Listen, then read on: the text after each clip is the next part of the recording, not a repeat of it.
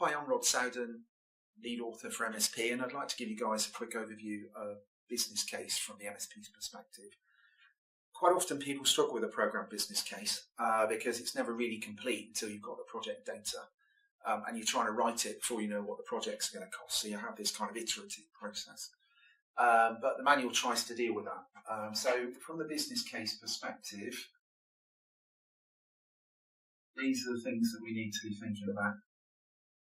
All right. The first thing that we need to think about is the blueprint. Now, the blueprint is telling us, or is identifying where we think we want to go. All right. So there may well be options within the blueprint. I know in the book it's all kind of very hard-coded end game, but there'll be a number of options to get to be where you want to be. Okay. So the end game and the constraints on that end game are going to be what you can afford, the level of change you can cope with, and the organisation's capability to change. So from the blueprint, we also have techniques like value engineering coming through, where people are looking at the best and most cost-effective end game. Once we've chosen the end where we're going to go, we can start to think about projects. So we need the cost of the projects. Now, the problem with the projects is we might be looking at budgets that are a few years away. So within the program business case, all we can really do is our best to do guesstimates.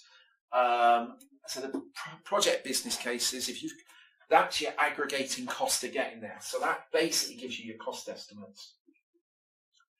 Yeah, and one of the key things about cost estimates is they should be risk rated, because nothing's going to be certain. As you get closer to that project, the level of risk can diminish as you'll get a better view on what the cost will be. All right, the other component element within it is benefits. This is why we're doing it. Yeah, and benefits, check out the podcast on benefits. But this is the value that you're going to get from being in this program. Again, there's a bit of a tendency for these to be more abstract than they should be. The other area to think about is some of the benefits are the achievement of strategic objectives. And this is particularly an issue in public sector benefits, although I'm not saying that's not in the private sector as well, because quite often the benefits are the avoidance of the cost of not doing something. Yeah, so there's an awful lot of who and then a High Speed 2 is a really good example actually in the UK. It's very difficult to justify it on economic benefits, but as soon as you say what happens if we don't do it, same as the nuclear sector, the argument becomes really straightforward. Yeah, if we don't do it, we're not going to be able to get between the north and the south of England in the High Speed 2. When it comes to nuclear, if we don't do it, then you're not going to actually have electricity in the short term. Yeah, so we need to have things that are going. So benefits quite often are the avoidance of negative things as much as they are positive things. What else can we say about benefits? Roles. Yeah, roles. So the key things in here are the SRO. Yeah, this is, if you're an SRO listening to this, then you need to be paying attention when you do the business case, because your reputation is going to rise or fall on how good a business case you do. So that's the role of the SRO. The program manager, what are they looking at? They're really looking at these costs over here. So the program manager's got a lot of responsibility in trying to establish. You won't get the cost exactly right, but as one of my colleagues once said, let's make them as least wrong as they can be. All right, so doing prudent estimation over here, you probably win a few and lose a few. That's the program manager's job. Okay, and then finally, we've got the BCM. They've got a key role in the business case, which is basically trying to come up with a decent set of benefits. Quite often a really difficult job, and they're juggling, and quite often they do not outweigh the costs. It just seems to be one of those things. Okay, so business cases are much more a leap of faith than most people realise. All right, so that's basically the main components. Where did the MSP business case come from? Well, its roots are primarily in a thing called the Government Green Book.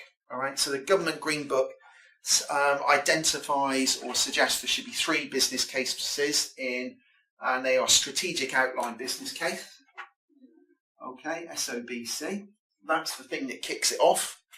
And then as we get a little bit more detail, we get an outline business case, and then we get a full business case in the end. All right, and that was the basis of the MSP model. All right, and we can directly align certain documents in MSP to those. So strategic outline business case in MSP is program mandate. Yeah, because at this point, somebody wants to do something and it's going to cost you money to get there. So you're going to get some sort of budget approval to move on. All right, so we've got a strategic outline business case. And then if you look at the early stages of MSP, identifying a program, one of the things you get at the end of it is a program brief. All right, and that one is a more detailed version and some options of what you could achieve. All right. The program brief is giving you the justification to do the next piece of work. All right, so there's identifying a program up there within MSP. All right, so that's what we're trying to do in that first stage. Full business case is actually the document in MSP, the business case document, and it comes at the end of defining. Because by the time we get to the end of defining a program, we will have those things from the earlier package on the wall. So we can't do the full business case until we've got a blueprint. We can't do it until we've got benefits, and we can't do it until we've got the project estimates, which comes from your project portfolio. All right, project dossier. Sorry. Okay, so that's what we need to create the full business case. And if I was you, I'd suggest you have a review about halfway through defining. Otherwise, you spend a whole lot of time planning a program that takes you to the wrong place. So that's how the business case stuff hangs together within MSP. How it fits, it links back to the green book, so it's compliant to that, and you can see how it fits into the life cycle of MSP. So some of the issues that people have that are worth bearing in mind, they try to run the program business case off the back of project business cases, and certainly you see within some organisations they're reviewing project business cases, but within a program, a project just has a budget because its business case lives at a higher level. Yeah. So when you're putting together a project business case within an MSP program, you're setting out what its requirements are coming out of the blueprint, and it can't deliver benefits because the program's looking after that. So you're defining what capability that investment is going to deliver, and that links back to benefits, which goes back to BCM. That's one solution. The other reason why do 80% of business cases fail to be achieved is because people put their benefits on steroids and they put their costs on sedatives. So they try and push the cost down just to actually get and push the benefits up, and then they're surprised that it doesn't happen. So if I was you, I'd be thinking about some sort of 3-point estimation things, stuff that we've put into the survival guides. We've written 3 books to help each of the roles. Within business case, there's specific advice for the program manager, the BCM, and the SRO. So check out the SRO, the survival guides for each of those roles. There's much more in there about business case than there is within MSP.